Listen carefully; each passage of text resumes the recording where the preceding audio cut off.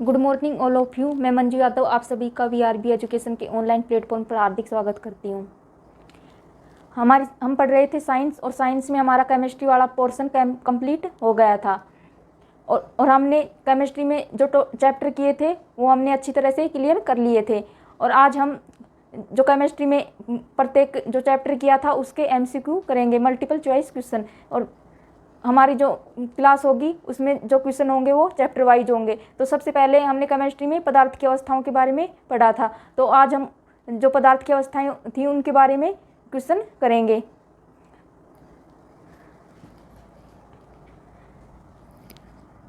तो पदार्थ की अवस्थाओं में जो क्वेश्चन जो हमारे बन रहे थे वो हम आज उनको कंप्लीट करेंगे। तो सबसे पहले हमारा क्वेश्चन है, दूध किस प्रकार का मिश्रण है? दूध किस प्रकार का मिश्रण है? पहला ऑप्शन है पायस, निलंबन, फोम, जेल। तो हमने पदार्थ की अवस्थाओं में पढ़ा था कि जो दूध है वो पायस का एग्जाम्पल है। पायस में क्या होता है? पायस में हमने पढ़ा था द्रव में द्रव को घोला जाता है। पायस में क्या होता है? द्रव में द्रव। और इसका एग्जाम्पल किए थे हमने, दूध हो गया, मक्खन हो गया और क्रीम हो गया। ये पायस के एग्जाम्पल है। इसमें क्या होता है? पायस में द्रव में द्रव, द्रव में द्रव को घोला जाता है। तो दूध किस प्रकार का मिश्रण है? तो हमारा आंसर होगा पायस का मिश्रण है दूध। और फोम में क्या होता है? फोम में क्या होता है? द्रव में गैस। फोम में क्या होता है? द्रव में गैस को घोला जाता है। और इसका एग्जाम्पल है हमारा साबुन। फोम का एग्जाम्पल है साबुन। और जेल में क्या होता है? ये भी हमने पढ़ा था पदार्थ की अवस्थाओं में। जेल में क्या होता है? ठोस में द्रव। ठोस में किसको घोला जाता है? द्रव को। और इसका एग्जाम्पल हमारा दही हो गया, पनीर हो गया। ये इस जेल का एग्जाम्पल है। तो हमारा क्वेश्चन था दूध किस प्रकार का मिश्रण है? तो हमारा आंसर होगा पायस। दूध पायस का मिश्रण है। और इसमें क्या होता है? द्रव में द्रव को घोला जाता है।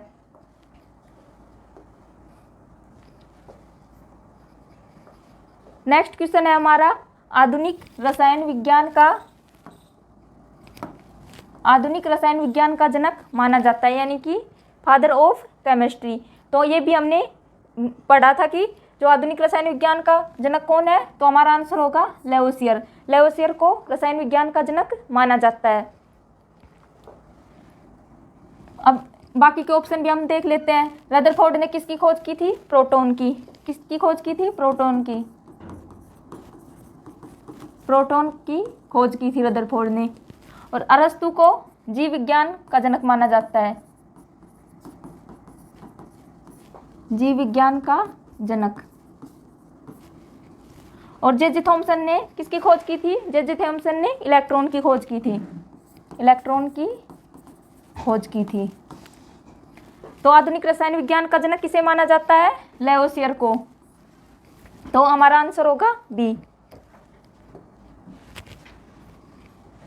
नेक्स्ट क्वेश्चन है हमारा, वस्तु द्वारा घेरे गए स्थान की माप क्या कहलाती है? तो ये भी हमने पदार्थ की अवस्थाओं में पढ़ लिया था कि वस्तु द्वारा घेरे गए स्थान की माप क्या कहलाती है। ऑप्शन है हमारे, एक तो है घनत्व, द्रव्यमान, आयतन, इनमें से कोई नहीं। तो वस्तु द्वारा घेरे गए स्थान की माप क्या कहलाती है? आयतन कहलाती है। तो हमारा आंसर होगा आयतन। आयतन क्या होता है? जो वस्तु जितना स्थान घेरती है वह उसका आयतन कहलाता है। तो वस्तु द्वारा घेरे गए स्थान की माप क्या कहलाती है? उसका आयतन कहलाती है। और घनत्व क्या होता है? घनत्व क्या होता है? कणों के मध्य दूरी। कणों के मध्य दूरी या स्थान क्या कहलाता है? घनत्व, डेंसिटी। और द्रव्यमान क्या होता है? वस्तु में उपस्थित द्रव्य की मात्रा। वस्तु में उपस्थित द्रव्य की मात्रा उसका द्रव्यमान कहलाती है।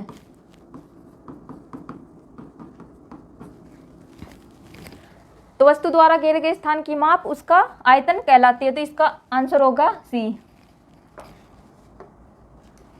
नेक्स्ट क्वेश्चन है,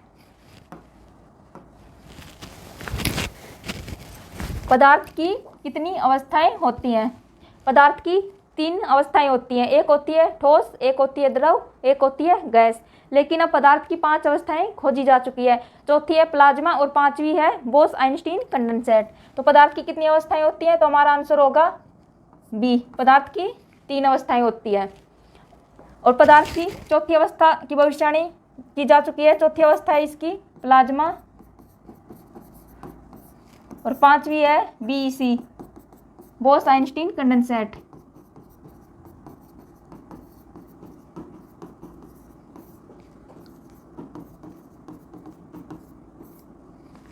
पहली अवस्था तो होती है ठोस, दूसरी द्रव, तीसरी होती है गैस।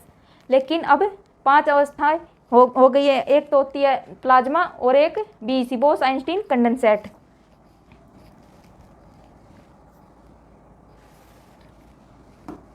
नेक्स्ट क्वेश्चन है, पदार्थ की किस अवस्था में कण दूर दूर होते हैं? पहला ऑप्शन है ठोस, दूसरा है द्रव, तीसरा है गैस, चौथा है प्लाज्मा।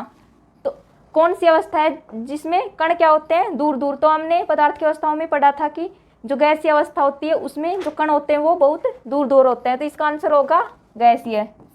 पदार्थ की गैसीय अवस्था में जो कण होते हैं वो दूर दूर होते हैं। ठोस में क्या होता है? कण पास पास होते हैं।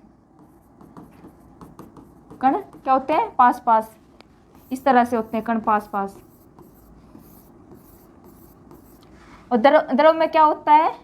कण ठोस की तुलना में दूर होते हैं, ठोस की तुलना में दूर, इस तरह से होते हैं। और गैस में क्या होता है? कण दूर दूर होते हैं, बहुत दूर, इस तरह से, एक इधर होगा एक इधर। इसमें क्या होता है? कण दूर दूर होते हैं गैसीय अवस्था में। तो हमारा आंसर होगा गैसीय। गैसीय अवस्था में जो कण होते हैं वो दूर दूर होते हैं। नेक्स्ट क्वेश्चन है हमारा, पदार्थ की प्लाज्मा अवस्था की खोज किसने की थी?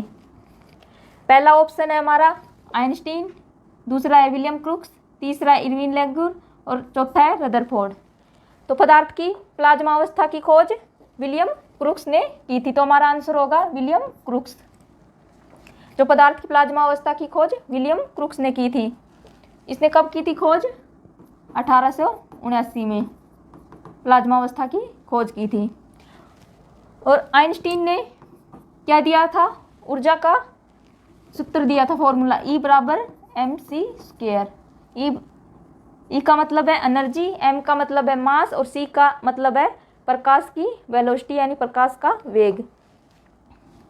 और पदार्थ प्लाज्मा अवस्था की खोज तो विलियम क्रुक्स ने की थी और इरविन लेग्यूर ने इसे प्लाज्मा नाम दिया था। प्लाज्मा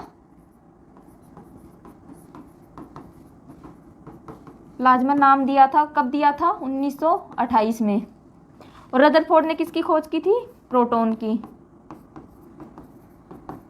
की खोज रदरफोर्ड ने की थी। तो पदार्थ की प्लाज्मा अवस्था की खोज किसने की थी? विलियम क्रुक्स ने। और प्लाज्मा नाम किसने दिया था? इरविन लेग्यूर ने। तो हमारा आंसर होगा विलियम क्रुक्स।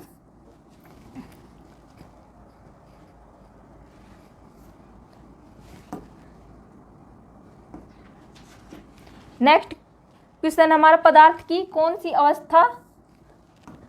कौन सी अवस्था तारों पर पाई जाती है? पहला ऑप्शन है गैस, सेकंड है द्रव, थर्ड है बीईसी बोस आइंस्टीन कंडेंसेट और फोर्थ ऑप्शन है प्लाज्मा। तो कौन सी अवस्था तारों पर पाई जाती है? ये भी हमने इस चैप्टर में पढ़ लिया था पदार्थ की अवस्था में कि कौन सी अवस्था तारों पर पाई जाती है। तो हमारा आंसर होगा प्लाज्मा। प्लाज्मा अवस्था वो तारों पर पाई जाती है। और प्लाज्मा अवस्था की खोज किसने की थी? विलियम क्रुक्स ने की थी। और यह अवस्था तारों पर पाई जाती है। और इस प्लाज्मा अवस्था का निर्माण किस प्रकार से होता है? इसमें क्या होती है? जो गैसें होती हैं वो उच्च ताप पर, हाई टेम्परेचर पर आयनीकृत होती है। और आयनीकृत होती है तो एक गैस का बादल बनता है।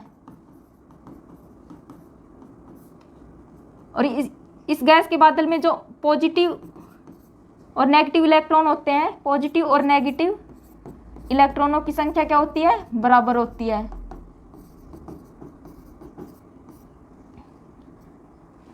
और जो गैस का बादल है उसी को क्या कहते हैं, प्लाज्मा कहते हैं, प्लाज्मा अवस्था।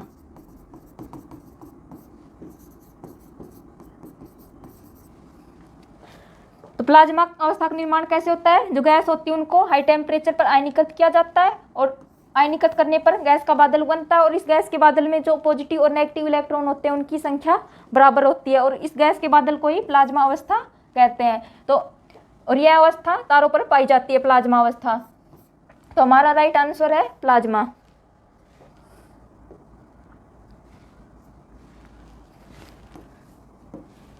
नेक्स्ट क्वेश्चन हमारा, पदार्थ की पांचवी अवस्था बोस-आइंस्टीन कंडेंसेट, जिसे क्या कहते हैं, बीईसी। बीईसी की भविष्यवाणी किसने की थी? तो पदार्थ की पांचवी अवस्था बीईसी होती है, बोस-आइंस्टीन कंडेंसेट। तो इसकी भविष्यवाणी किसने की थी? सत्येंद्रनाथ बोस और अल्बर्ट आइंस्टीन। तो हमारा आंसर होगा ए और बी दोनों। जो सत्येंद्रनाथ बोस थे और अल्बर्ट आइंस्टीन, इन दोनों ने मिलकर इस बोस-आइंस्टीन कंडेंसेट, जिसे बीईसी कहते हैं, और यह पदार्थ की पांचवी अवस्था है। तो इस अवस्था की भविष्यवाणी सत्येंद्रनाथ बोस और अल्बर्ट आइंस्टीन दोनों ने मिलकर की थी। तो हमारा राइट आंसर होगा सी, ए और बी दोनों। और इन्होंने, सत्येंद्रनाथ और अल्बर्ट आइंस्टीन ने दोनों ने हिग्स बोसोन कण की खोज की थी। हिग्स बोसोन कण की खोज की थी। और हिग्स बोसोन कण को क्या कहते हैं? गॉड पार्टिकल, ईश्वरीय कण भी कहते हैं। और इन्होंने जो ब्रह्मांड की उत्पत्ति भी इसी हिग्स बोसोन कण से बताई थी कि जो हिग्स बोसोन कण होता है उसी से ब्रह्मांड की उत्पत्ति हुई है। तो पदार्थ की जो पांचवी अवस्था थी उसकी खोज अल्बर्ट आइंस्टीन और सत्येंद्रनाथ बोस दोनों ने मिलकर की थी।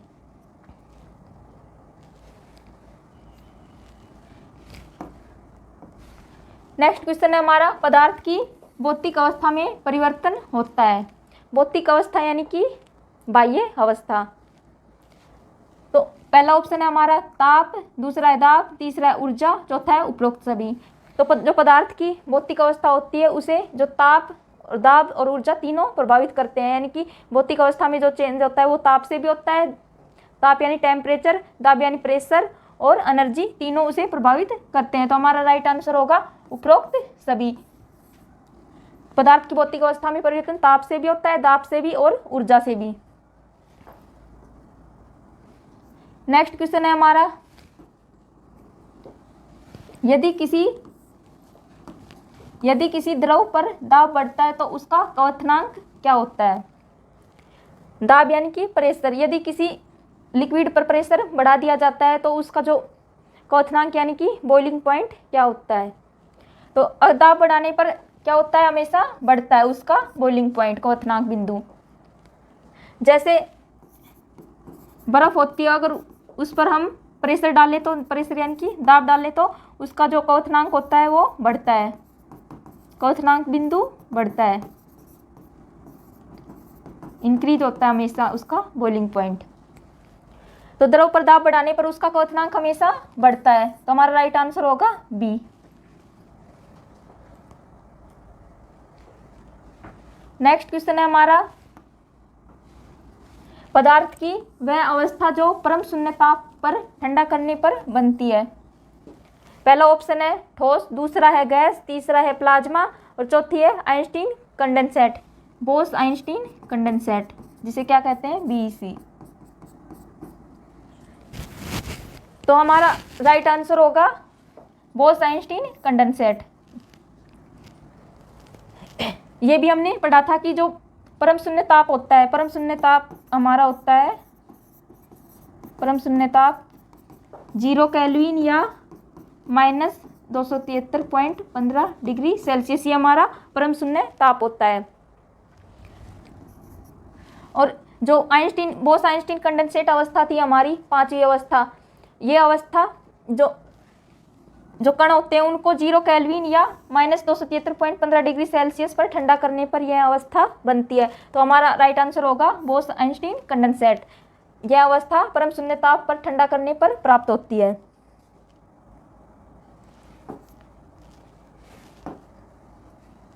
नेक्स्ट क्वेश्चन है हमारा, ठोस कार्बन डाइऑक्साइड को किस नाम से जाना जाता है? ठोस CO2, इसको किस नाम से जाना जाता है? पहला ऑप्शन है गैस बर्फ, दूसरा है शुष्क बर्फ, तीसरा है गीला बर्फ, चौथा है ठोस बर्फ। तो जो ठोस कार्बन डाइऑक्साइड होती है उसको हमेशा शुष्क बर्फ के नाम से जाना जाता है। तो हमारा राइट आंसर होगा बी, शुष्क बर्फ। और क्यों कहते हैं इसको शुष्क बर्फ? क्योंकि यह हमेशा सीधे ठोस अवस्था से गैस अवस्था में चेंज हो जाती है, क्यों इसलिए इसको शुष्क बर्फ कहते हैं। क्यों कहते हैं? ठोस अवस्था से सीधे गैसीय अवस्था में परिवर्तन।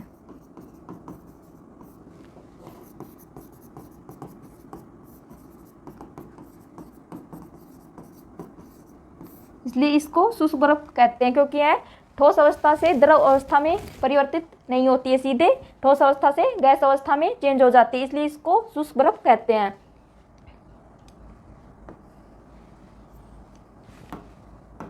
नेक्स्ट क्वेश्चन है हमारा, ठोस के पिघलने के दौरान इसका तापमान। जब कोई ठोस होता है, जब वह पिघलता है तो उसका तापमान क्या रहता है? तो जब कोई ठोस पिघलता है तो उसका तापमान परिवर्तित नहीं होता है। तो हमारा राइट आंसर होगा बी।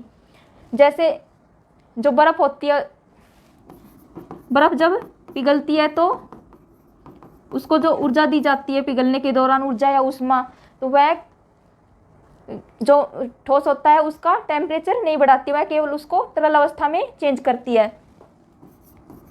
बर्फ जब तरल अवस्था में चेंज होती है तो उसका जो टेम्परेचर होता है वो सेम रहता है, उसमें कोई चेंज नहीं होता है। तो हमारा राइट आंसर होगा परिवर्तित नहीं होती है। नेक्स्ट क्वेश्चन है हमारा, गलन मेल्टिंग में होता है। गलन क्या होता है? मेल्टिंग। मेल्ट यानी पिघलना, कोई वस्तु पिघलना शुरू करती है।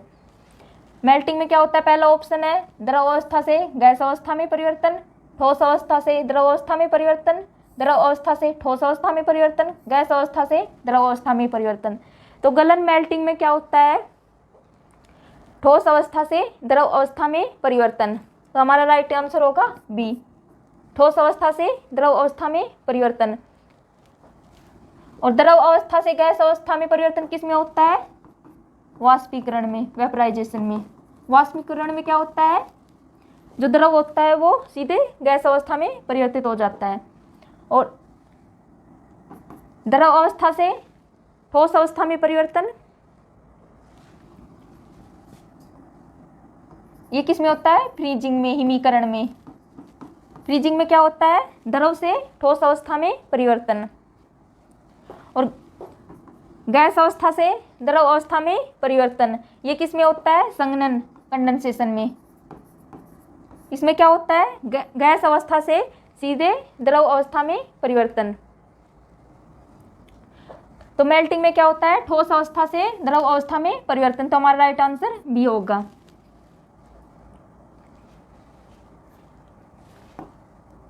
नेक्स्ट क्वेश्चन है हमारा, किसी ठोस वस्तु को गर्म करने पर उसका सीधे गैसीय अवस्था में परिवर्तन हो जाना क्या कहलाता है? जब कोई ठोस वस्तु को गर्म करते हैं और वो सीधे गैस अवस्था में चेंज हो जाती है तो यह क्या कहलाता है? पहला ऑप्शन है ऊध्रुपातन, दूसरा है वाष्पीकरण, तीसरा है संघनन, चौथा है हिमीकरण। तो ठोस से सीधे गैसीय अवस्था में परिवर्तन क्या कहलाता है? ऊध्रुपातन कहलाता है। तो हमारा राइट आंसर ए होगा। ये भी हमने पदार्थ की अवस्था में पढ़ लिया था कि ऊध्रुपातन क्या होता है। इसमें क्या होता है? कोई पदार्थ ठोस अवस्था से सीधे बिना उसमें तरल अवस्था में परिवर्तित हुए बिना सीधा गैस अवस्था में परिवर्तित हो जाता है। तो हमारा राइट आंसर होगा ऊध्रुपातन। और इसका ऊध्रुपातन के एग्जाम्पल है हमारे, ये भी हमने पढ़े थे। ऊध्रुपातन में क्या होता है? सीधे ठोस अवस्था से सीधे गैसीय अवस्था में, ठोस अवस्था से गैसीय अवस्था में परिवर्तन।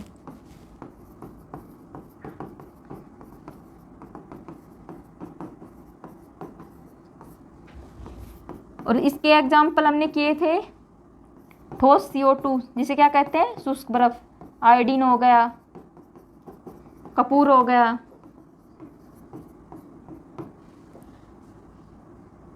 और बेंजोइक अम्ल,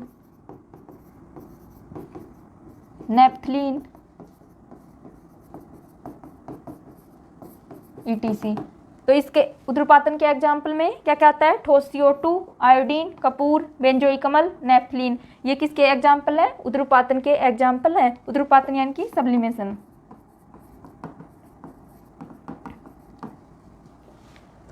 और वाष्पीकरण में क्या होता है? द्रव अवस्था से गैस अवस्था में परिवर्तन। और संघनन में क्या होता है? गैस अवस्था से द्रव अवस्था में परिवर्तन। और हिमीकरण में क्या होता है? हिमीकरण मतलब जमना, द्रव अवस्था से ठोस अवस्था में परिवर्तन।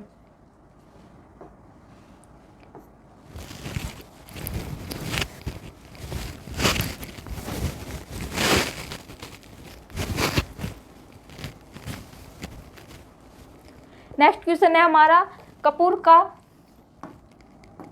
कपूर का आसानी से शोधन करने का प्रक्रम है। पहला ऑप्शन है आसवन, दूसरा उद्रपातन, तीसरा अवसादन, चौथा है क्रिस्टलन। तो हमने अभी पढ़ा था कि कपूर हमारा किसका एग्जाम्पल है? उद्रपातन का। तो हमारा राइट आंसर होगा उद्रपातन। इसमें क्या होता है? कपूर जो होता है वो सीधे ठोस अवस्था से गैस अवस्था में चेंज हो जाता है। जो कपूर होता है उसका यूज हम कपड़ों में करते हैं, और ये क्या होता है? सीधे ठोस अवस्था से गैस अवस्था में चेंज हो जाता है। तो कपूर का आसानी से शोधन करने का प्रक्रम है, तो हमारा आंसर होगा उद्रपातन।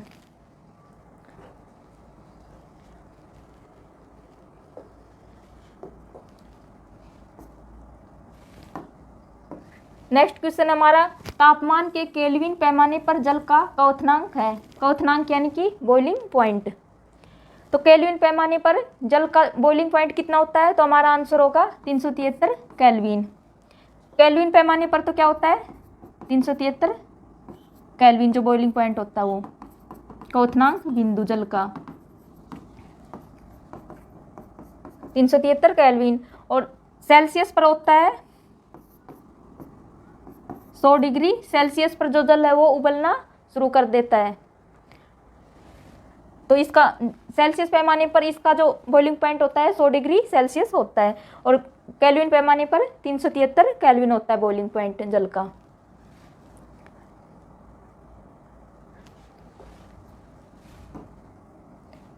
नेक्स्ट क्वेश्चन है, आयोडीन और पोटेशियम क्लोराइड के मिश्रण से आयोडीन को अलग किया जा सकता है। जो आयोडीन और पोटेशियम क्लोराइड का मिक्सचर होता है उसमें से हम आयोडीन को किस प्रकार अलग कर सकते हैं? पहला ऑप्शन है अवसादन द्वारा, दूसरा है आसवन द्वारा, तीसरा है निस्यंदन द्वारा, और चौथा ऑप्शन है उद्रपातन द्वारा। तो ये भी हमने अभी पढ़ा था कि जो आयोडीन है उसको हम उद्रपातन द्वारा अलग कर सकते हैं। और किस पर? आयोडीन और कपूर, नेपथलीन, ये सभी किसके एग्जाम्पल हैं? उद्रपातन के। इसमें क्या होता है? ठोस अवस्था से सीधे गैस अवस्था में परिवर्तन। तो हम जो आयोडीन को किस प्रकार अलग कर सकते हैं? उद्रपातन द्वारा। अवसादन क्या होता है? अवसादन या इसे निथारना भी कहते हैं। इसमें क्या होता है? जो अघुलनशील पदार्थ होते हैं किसी मिश्रण में, वो तो पात्र या बर्तन होता है उसकी तली में बैठ जाते हैं, और बचा हुआ मिश्रण उसे अलग कर सकते हैं। तो हमारा आयोडीन को अलग करने का प्रोसेस है उद्रपातन। नेक्स्ट क्वेश्चन है हमारा, जल का हिमांक बिंदु होता है। हिमांक बिंदु यानी कि फ्रीजिंग पॉइंट। तो जल का जो हिमांक बिंदु क्या होता है? पहला ऑप्शन है 100 डिग्री सेल्सियस, दूसरा है 0 डिग्री सेल्सियस, तीसरा है 0 केल्विन, और चौथा है 373 केल्विन। तो जल का जो फ्रीजिंग पॉइंट होता है वो हमेशा 0 डिग्री सेल्सियस होता है। तो राइट आंसर है बी, जल का हिमांक बिंदु 0 डिग्री सेल्सियस होता है। 100 डिग्री सेल्सियस तो क्या होता है? बॉइलिंग पॉइंट, क्वथनांक बिंदु, और 0 डिग्री सेल्सियस फ्रीजिंग पॉइंट, हिमांक बिंदु। और 0 केल्विन क्या होता है? परम शून्य ताप। इससे नीचे ताप संभव नहीं है 0 केल्विन से नीचे। 373 केल्विन क्या होता है? ये भी जल का क्वथनांक बिंदु होता है, बॉइलिंग पॉइंट। ये केल्विन पैमाने पर होता है 373 केल्विन, जल का क्वथनांक बिंदु। तो जल का हिमांक बिंदु क्या होता है? 0 डिग्री सेल्सियस, 0 डिग्री सेल्सियस या 273 केल्विन।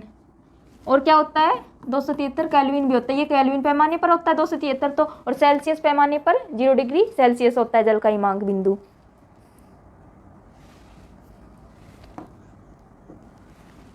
लास्ट क्वेश्चन है हमारा, जलवाष्प का सीधे बर्फ में बदलना किसका उदाहरण है? जो जलवाष्प होता है वो सीधा किस में चेंज होता है? बर्फ में। तो ये किसका उदाहरण है? पहला ऑप्शन है वाष्पीकरण, दूसरा है संघनन, तीसरा है निक्षेपण और चौथा है ऊध्रुपातन। तो हमारा राइट आंसर होगा निक्षेपण। इसमें क्या होता है? जो निक्षेपण में क्या होता है? गैसीय अवस्था से सीधे ठोस अवस्था में परिवर्तन।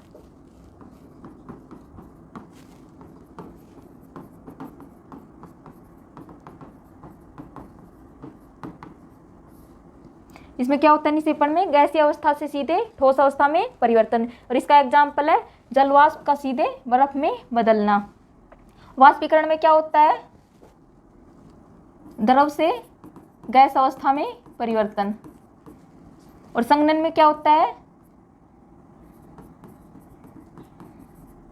गैसीय अवस्था से द्रव अवस्था में परिवर्तन।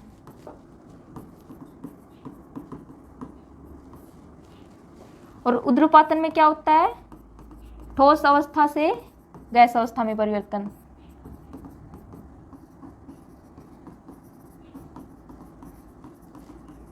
ऊध्रुपातन में क्या होता है? ठोस अवस्था से गैसीय अवस्था में परिवर्तन। तो जलवाष्प का सीधे बर्फ में बदलना किसका एग्जाम्पल है? निक्षेपण। इसमें क्या होता है? गैस अवस्था से सीधे ठोस अवस्था में परिवर्तन। तो ये हमने आज पदार्थ की अवस्था वाला टॉपिक में हमने 20 क्वेश्चन कंप्लीट कर लिए हैं। और जो अगली क्लास होगी उसमें हम सेकंड चैप्टर के क्वेश्चन कंप्लीट करेंगे। आज के लिए इतना ही, धन्यवाद।